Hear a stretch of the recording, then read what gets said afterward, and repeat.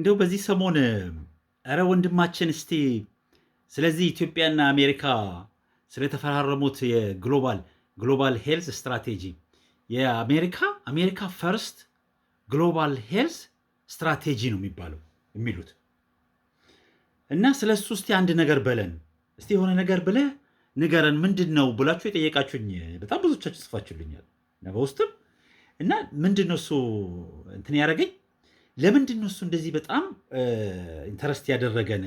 ምክንያቱም እንደው ከዛሬ ስንት ዓመት ጀምሮ እኛ ከአሜሪካ የሚሰጠን እርዳታ እኮ ነው።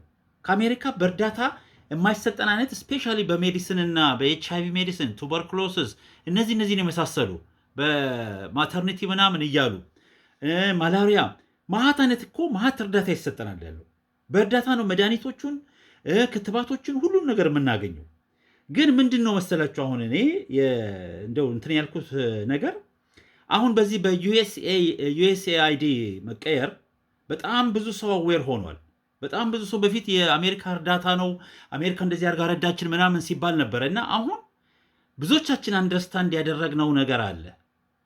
ለካ ጥቅሙ ብቻ አይደለም። እነዚህ ነገሮች ራሳቸው አሁን ያለው አዲሱ አድሚኒስትሬሽን የትራምፕ መንግስት መጥቶ ፈልፍሎ ያወጣውን ነገር አያችሁ። በጣም ብዙ እርዳታ ለምን ይሰጥ እንደነበር እና ከዛ ውስጥ እነሱ አሁን ማድረግ የፈለጉት አጣርተን ለማን ነው እውነት የሚያስፈልገው፣ ዝም ብሎ በፖለቲካ በዚህ በጀንደር በምናምን እያሉ በየሀገሩ ብሮ ሲረጩት ነበረ እና እሱን አስቁመው አሁን አጣርተን ለማን ነው እሱ የሚያስፈልገው፣ በዛ ላይ ደግሞ ሲያስፈልገው ምንድነው ጥቅም ለኛ ያለን። አሜሪካ ፈርስት ማለት በመጀመሪያ ለአሜሪካ ምንድነው ጥቅሟ፣ ምንድነው ስለ አሜሪካን የምትጠቀመው። ለምሳሌ የሆነን ሀገር ረድተን ያንን ሀገር ከድህነት ካወጣን ስደተኛ አይበዛብንም። ይሄ ራሱ ለአሜሪካ እንደ ጥቅም ነው የሚያዩት። ያን ሀገር ከድህነት ካወጣን ከኛ ዕቃ መግዛት ይችላል።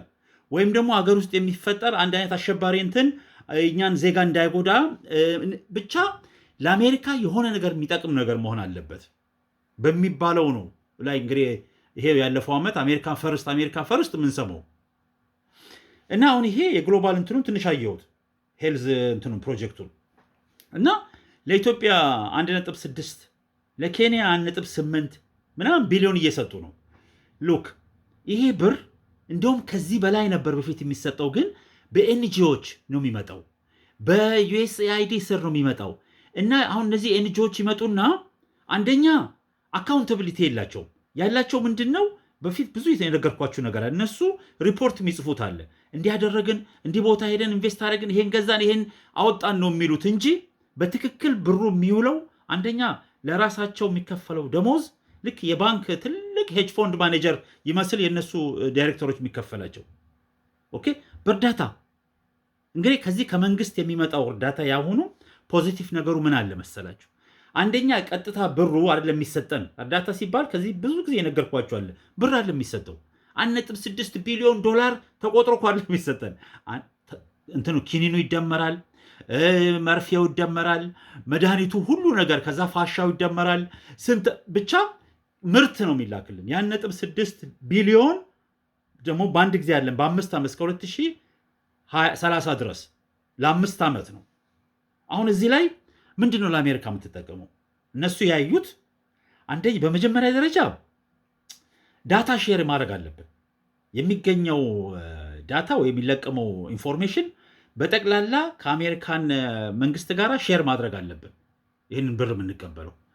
ያ ደግሞ ማለት ሼር ሲባል አሁን ዳታ በጣም ሴንሲቲቭ የምንሆንበት ነገር አለ። ዳታችን ሁሉ ነገር ላይ የተከፋፈሉት ነው።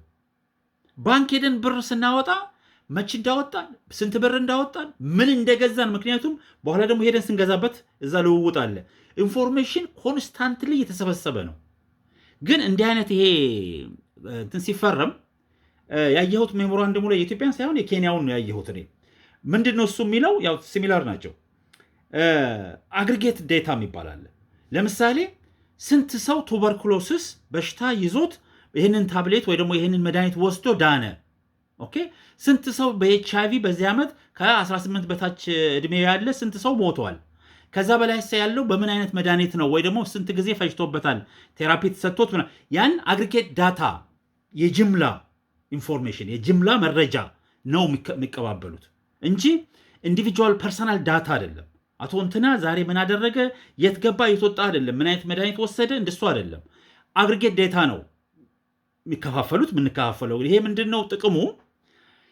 ለመድኃኒት አምራቾቹ ለምሳሌ ኔጌቲቭ ነገር ብዬ እኔ በራሴ በኩል ያየሁት ምንድን ነው፣ ለምሳሌ እኛ የኤች አይቪ መድኃኒት የምንወስደው የአሜሪካን የተሰራ መድኃኒት መሆን አለበት ለሚቀጥለው 5 ዓመት ከአሜሪካን ተሰርቶ የሚመጣ መድኃኒት አይነቶች ብቻ እንጂ ወይ ከህንድ ወይ ከዩሮፒያ ዩኒየን የተሰራ መድኃኒት መውሰድ አንችልም።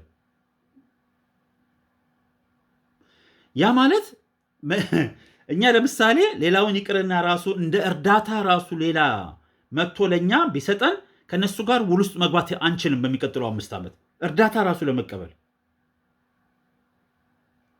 የዳታው ጥቅሙ ለነሱ የሚጠቅማቸው ነገር አለ፣ በጣም ከፍተኛ ጥቅም አለው። ምክንያቱም ኢትዮጵያ ውስጥ 120 ሚሊዮን አለ፣ እዛ ኬንያ 60-50 ሚሊዮን ህዝብ አለ። እኛ ላይ እንደ ሙከራም ማድረግ እንደ ላብራት የሚባል የለም፣ እንደሱ ሙከራ እንደው መድኃኒቱ መጥፎ ሆኖ እኛን የሚጎዳ አይነት ይሆናል ብዬ አይደለም፣ ግን ለጠቅላላ ኢንፎርሜሽን ይጠቅማቸዋል።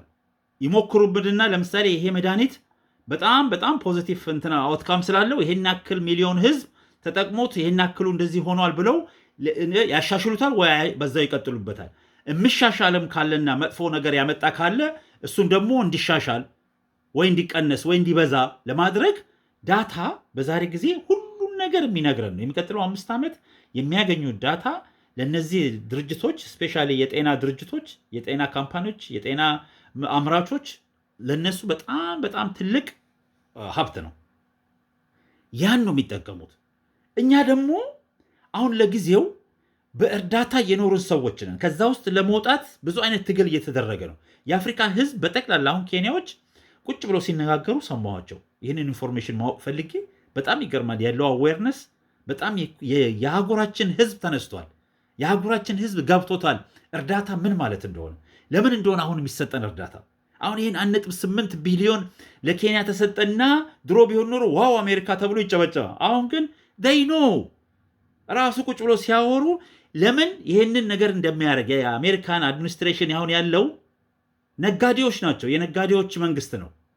እነዚህ ሰዎች ትርፍ የማያገኙበት ነገር ከሆነ አይፈልጉም ጭራሽ እነሱ ከዛ ሁሉ አገር መርጠው ዩኤስኤአይዲ በጠቅላላ ዓለም ላይ አቁመው እኛን መርጠው ለእኛ አዝነው ወይ እኛን ሊረዱ አይደለም፣ ለራሳቸው ለመከላከያ ለምሳሌ እንደ ወረርሽኝ ኤፒደሚክ ነገር ከተነሳ የነሱ አገር እንዳይጎዳ ቶሎ ብሎ ኮንትሮል ለማድረግ እዛው ብኛ ጋር ብዙ ነገር የበሽታ መነሻ ብሎ እንትን የሚሉት የእኛን ኮንቲኔንት ነው። አሁን ራሱ ይሄ ስትራቴጂ የግሎባል ሄልዝ ስትራቴጂ ያተኮረው አፍሪካ ላይ ነው። ከአፍሪካ የዓለምን ኤፒደሚክ የመጣው እኮ ከአፍሪካ አይደለም። ከአፍሪካ ውስጥ የተነሳው እነ ኢቦላ ምናምን እዛው ታፍኖ የሚቀመጠው እዛቸው የትም ሄደው አያውቅም። ያ ደግሞ እኮ የአፍሪካ ህዝብ አስመሰከራለ። እንዲ አሁን ኮቪድ ሲመጣ እንዳለ አፍኖ ያስቀመጠው ወዲያው መጨባበጥ የለ፣ ሰው ጋር መተነፋፈስ የለ። ምክንያቱም እኛ ከብዙ አይነት በሽታ ጋር ስለኖርን አንደኛ ሰውነታችን በጣም የመከላከያ አቅሙ ኃይለኛ ነው። ሁለተኛ ደግሞ ጥበቡን እናውቅበታለን። ጥበቡ ገብቶናል፣ በደንብ አውቀነዋል። ወዲያውኑ ነው ሰው መራራቅ የጀመረው። እዚህ ውጭ እነሱ ዓለም እኮ በቃ በማይክሮፎን በሬዲዮ በቲቪ ተነግሮ እባካችሁ 2 ሜትር ራቅ በሉ፣ እሱንም አይርቁም።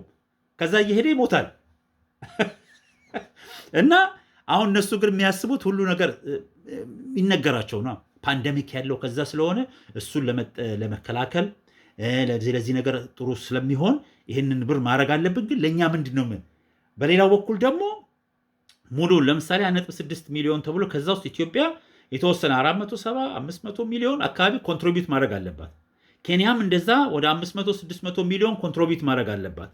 ለምንድን ነው? ከ5 ዓመት በኋላ ራሳችንን እንድንችል ከነሱ ጥገኝነት እንድንወጣና በራሳችን መንገድ እንድንሄድ አሁን ለጊዜው ለ5 ዓመት እኛ እንረዳችኋለን፣ ከዛ ግን ራሳችሁ እንድትችሉ በሚል ነው።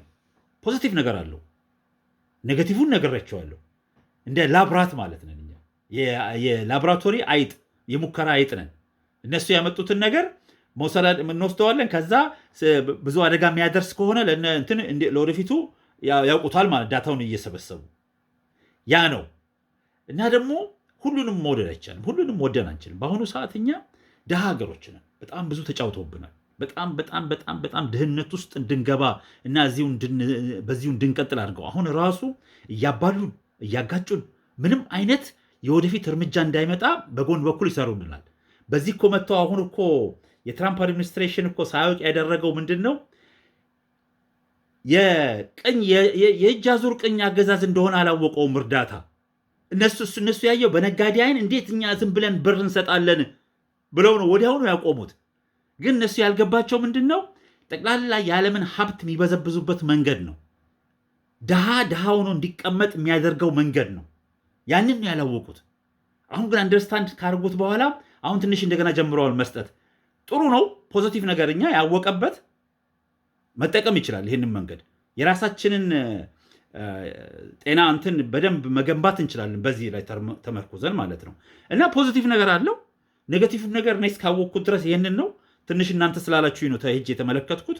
በተረፈ እናንተ ከዚህ በላይ የምታውቁት ነገር ደግሞ ካለ ኮንስፓይረሲ አይደለም፣ ኮንስፓይረሲ ጥሩ አይደለም። የምታውቁት ነገር ያነበባችሁት ያወቃችሁት ነገር ካለ እስቲ ንገሩን፣ እንወያይ። ኦኬ ጉድ ላክ